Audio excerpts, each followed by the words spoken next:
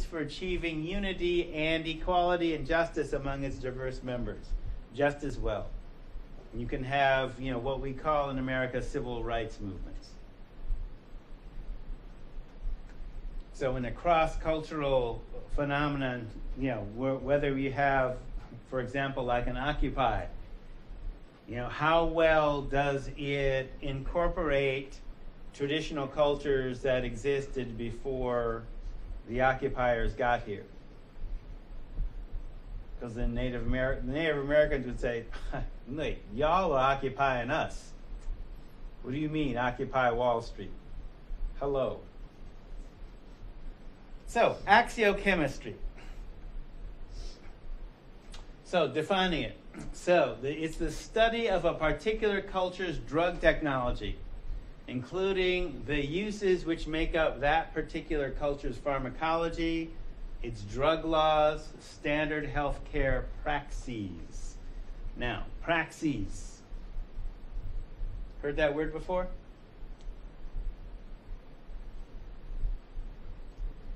It's not the Klingon moon.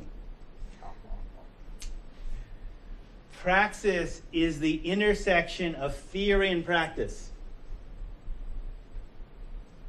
Intersection of theory and practice. How they influence each other. All right? So I took Nichols' construct, which wasn't originally designed to look at drug technology, and said, okay, well, how would this work among the four axiologies? Because I'm a drug counselor, I need to have stuff like be practical, like immediately useful, because it's like life or death. And it better work, or I throw it away. So when you look at then applying axiology to drug technology, axiochemistry is my construct essentially. So culture's worldview or axiology generates its technology, or its technology is reflective of its cultural values. Both those things are happening simultaneously. So refining that, the study of a particular culture's drug technology, including the uses which make up that particular culture's pharmacology, drug laws, standard healthcare, theory and practice. And so, for example, you may not know this, but what is the when people died in the time period we're studying in America, what did they die of? Infection. And why did they die of infection? Nothing to stop it. Nothing to stop it, meaning no antibiotics. There's something even more basic than that. There was no germ theory. In Western medicine, because that's the culture we're talking about, right? There's no germ theory at all. I'm not making this up. You know I don't do that. But I can give you a reference. Candace Pert, so you might know her from the movie that she was in, What the Bleep Do We Know? But if, What the Bleep Do We, you can check that out. But her book is called The Molecules of Emotion. Now, remember when we went in that whole conversation about how many women scientists do you know? Right? And you could name Madame Curie. And before that, I gave you Hypatia, but how many women scientists could you think of today? Right? Candace Pert is one you should definitely know about. Now, she's not black, but she's way cool. So, she discovered the opiate receptor. That is how we know how drugs work today.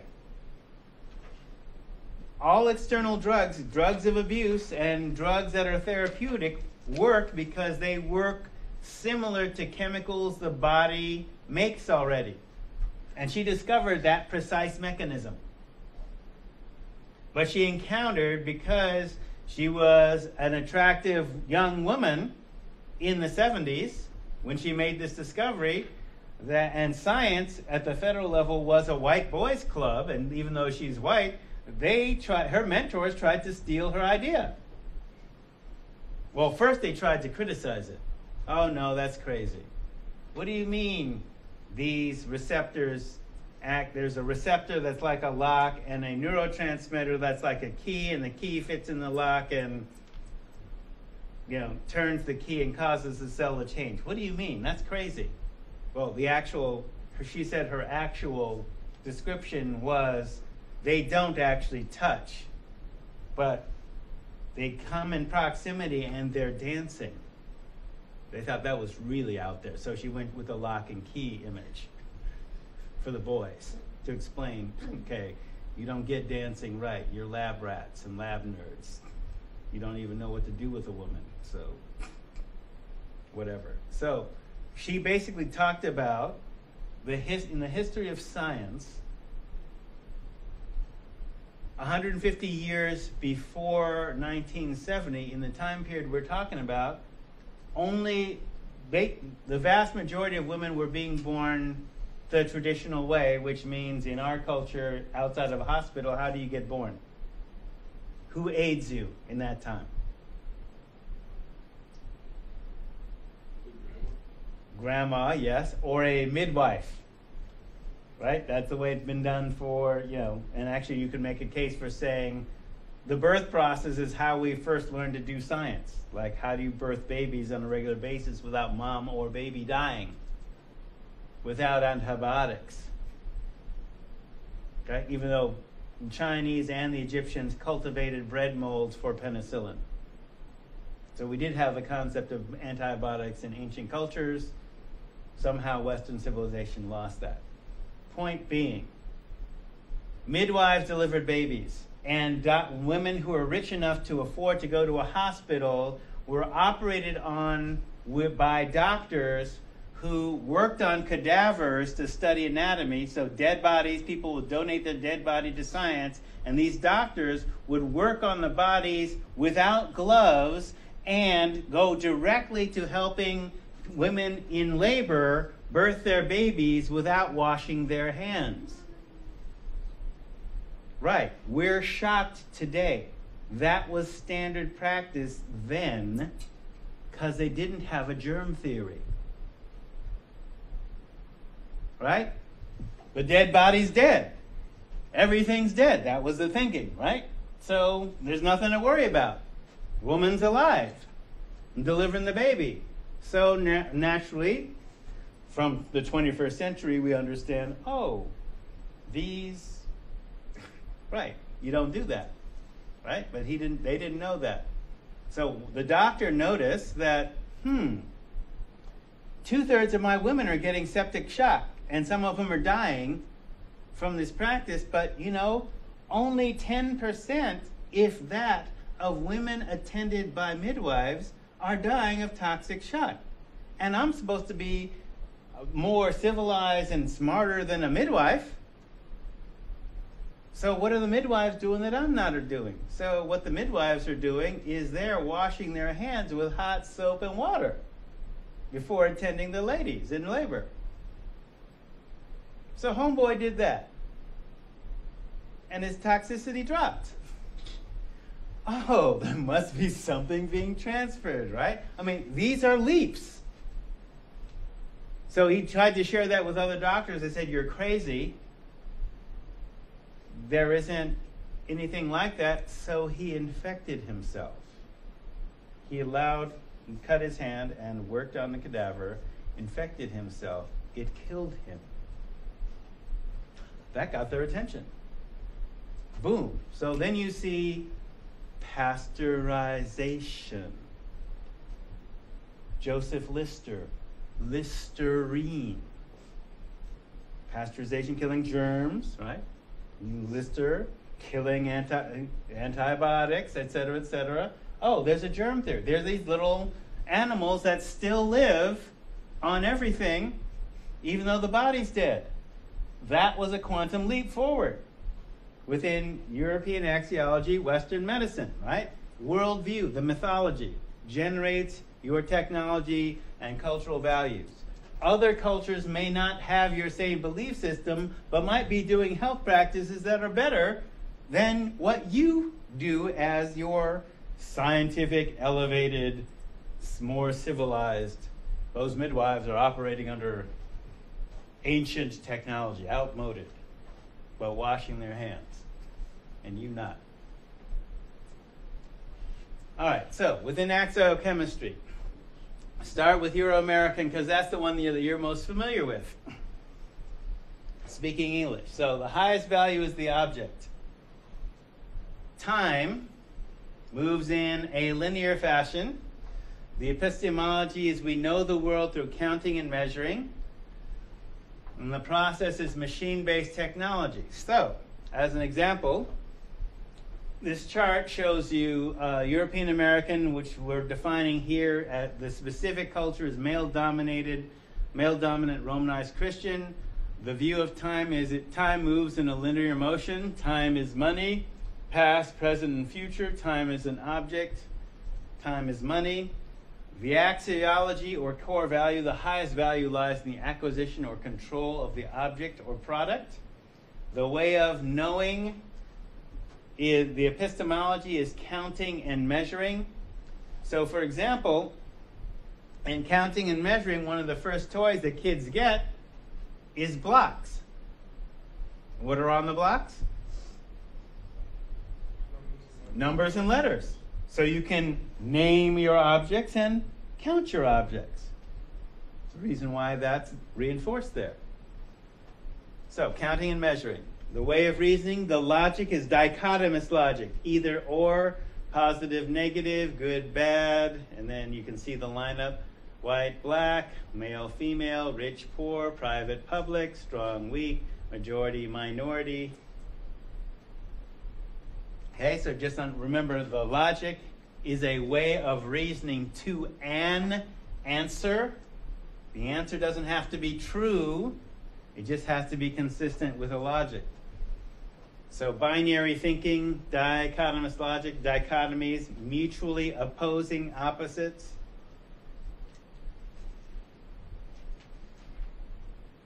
So if we were going to apply this to healthcare, would you rather go to a private hospital or a public hospital? Which is presumed to be better? Private, right? Well, what do you have to go to do to a private hospital? What do you have to have? Money.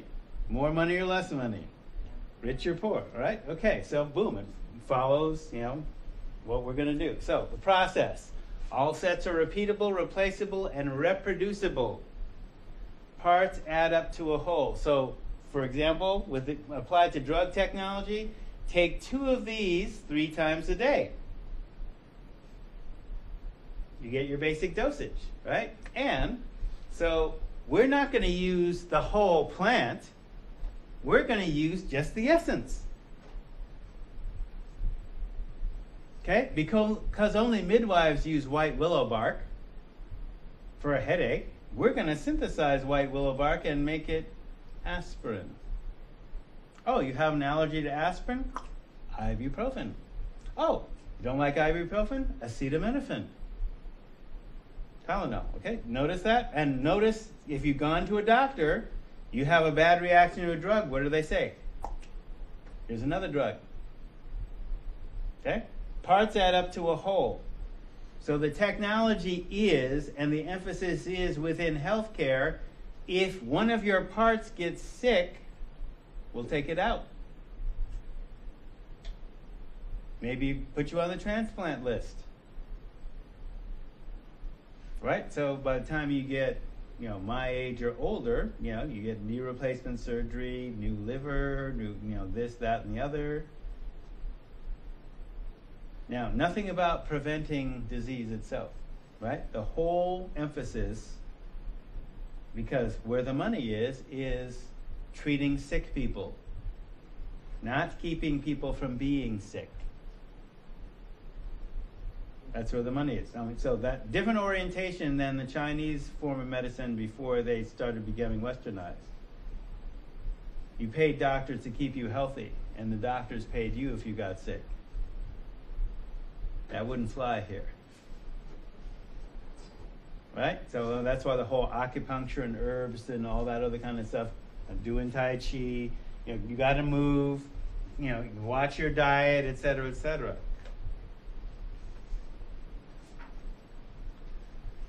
So the other piece with this, with dichotomous logic,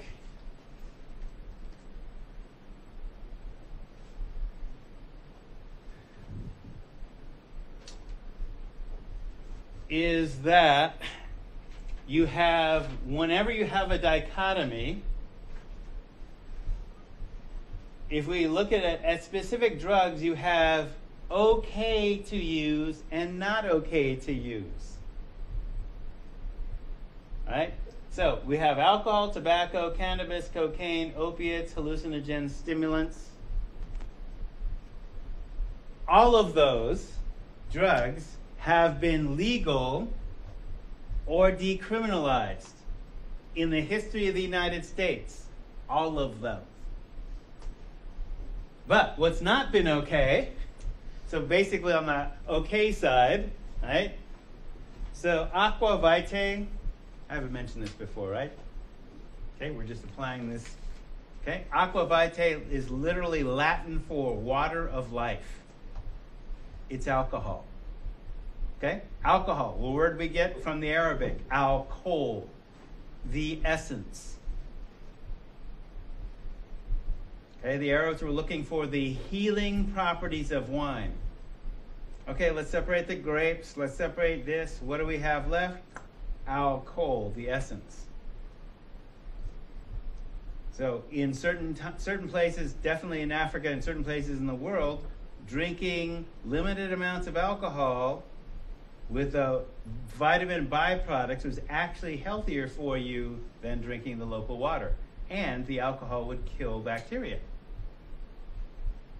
So that was part of the healing essence, as well as, you know, what we know, for example, in red grapes, resveratrol. Right, alcohol, the essence. So when that technology got transferred into this this axiology, the Puritans were giving rum to 4-year-olds to put them to sleep. I'm talking about America in the 1600s. Native Americans looked at that, no, that's crazy. You don't firewater to kids? You don't do that. The ones, Native Americans that had alcohol technology, basically only used it ceremonially and not if you were pregnant. So part of their axiochemistry was, look, alcohol hurts the developing fetus as well as the mom. Don't do it. And that was 4,000 years old. We didn't develop the concept of fetal alcohol syndrome until 1978. So what the Puritans were doing in giving rum to 4-year-olds, from our 20th century point of view, is, okay, you can't do that today, right? That's child abuse. But then they didn't have a concept of addiction. It's the water of life. No more harmful for you than water. So what happens when you're giving 4-year-old rum a dose enough to put them to sleep? You're developing an alcohol tolerance. So that by the time they get 13 or 14, legally adults and able to marry, they're raging alcoholics. But if that's what they're raging alcoholics. But there is no concept of addiction then. So you've heard of rule of thumb. Are you aware of its origin? Right? You can beat your wife and children as long as the stick you use is no thicker than your thumb. So apply that in the 1600s. So their concept was, if you beat your wife and that was normal while being drunk, it wasn't the alcohol that was doing it, it was your low moral character. There was no connection to the alcohol. Even though they noticed people did do weird, dumb stuff when they're drunk, well, that's because you have low moral character and that's why you're drinking. This actually remained the view in America until 1956, when the AMA said that alcoholism is a disease instead of a sin, which was the dominant model under the Puritans. So again, when we look at the axiology that's driving this drug behavior, then the whole thing with medicines, being sources of wealth, and the people that are okay to use it are artists, writers, politicians, wealthy users. So when we're talking about, for example, hallucinogens and stimulants, artists like MC Escher, if you've seen those woodcuts that are like kind of out there and psychedelic, he's taken a form of wormwood, which is like an absintha, mild hallucinogen. A lot of Hollywood stars were given LSD to help with their migraine headaches in the 50s. Not making that up.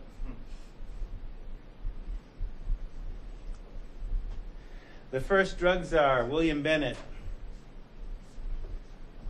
A reporter was interviewing him and correctly used the word addicts when describing New York stockbrokers on cocaine. Bennett corrected her and said, they're not addicts, they're users. Addicts are poor people in Harlem. Same drug, different socioeconomic status. So you have good drug users and bad drug users. Whose drug use is privileged and whose drug use is targeted? Right? And you can see how it falls out in economic lines. So, I'll probably get in trouble for this, but oh well. I've said it before. This phrase here, it's what I call the two Daves phrase. One Dave was the Attorney General for this state when he said it at the Oregon Prevention Conference that I attended. And another was a prominent drug researcher about how to prevent drug problems. And they were both doing keynote speeches. And their joke was, when I was in high school, the only persons that used drugs were jazz musicians and people south of the border. Now, I'm a jazz musician. So who do you think is a jazz musician, and what is that like dog whistle code for? And people south of the border. So when Mr. Frohnmeyer was making that comment as the Attorney General of the state, and I'm thinking, okay, Dave, you went to high school in Medford, which had sundown laws. How many blacks or Mexicans did you actually know in Medford in the 50s? And Mr. Hawkins, since we're about the same age and, you know, jazz musicians and people south of the border. That's kind of like 30s. Like way 30s. And we're basically in 1990 now. Why are you saying that kind of stuff? And who's laughing at your joke? And who's not laughing? Maybe you didn't notice that. Well, when Hawkins said it, I was at this conference, I was working for the feds, and this Latino guy stood up and they question and answer, and he said, where is racism in your construct? In your risk factors for substance abuse? He rattled off something, which we actually used in the local drug prevention partnership. When it was, to their credit, white kids are basically saying, we don't want to focus on anti-drug, we want to focus on racism. We feel there's a lot of racism in our community, and we want to deal with it. Can we use the money for that? Oh, sure.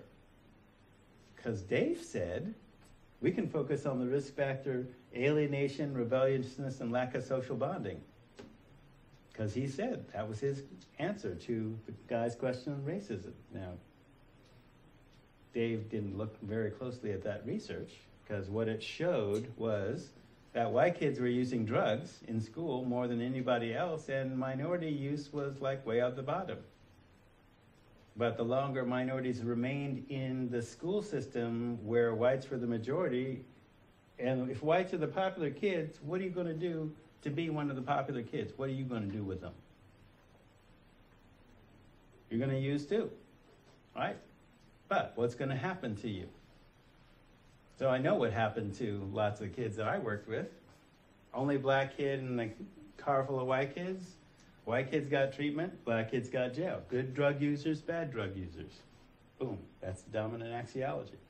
Instead of treating it like a medical problem for everybody, which is also within the axiology, too. It's a medical problem, not a criminal problem. Criminal justice system is not the way to handle a medical problem.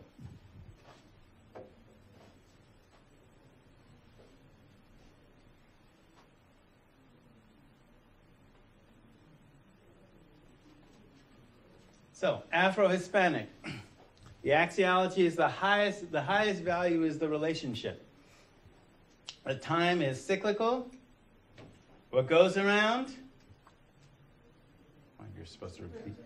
Comes around, right? The epistemology is symbolic imagery and rhythm. The process, so I'll show you the process. So time moves in a spiral. Not in a line, it moves in a spiral.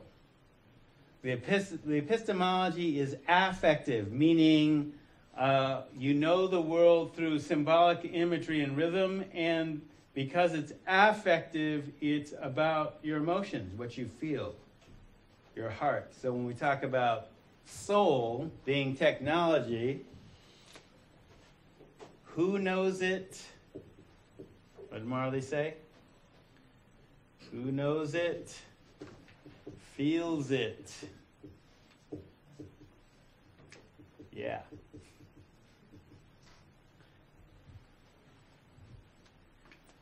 The logic is diunital, the union of opposites. So if you remember what I told you about Legua and Elegua, the crossroads. Here's the black side, here is the red side, here's the hat that he's wearing. He's wearing the crossroads as a hat. The crossroads in this context is heaven and earth intersect in the body. Okay, the way you know heaven, since heaven, the creator is in creation, the way you know heaven and earth is in the body. This is the cross and the crossroads. This is when you see an Ethiopian cross, it is not the Roman cross, which is the execution device. It is this crossroads. Same with the Ankh. Basically, the Ankh is that circle, that cycle, female and male meeting in the Ankh. So diunital logic, that is the union of opposites. The process is intuology. So all sets, all things are interrelated through spiritual and human networks. Systems are seen in a holistic way. You see relationships within the whole. So it's basically, this is where we get holistic medicine.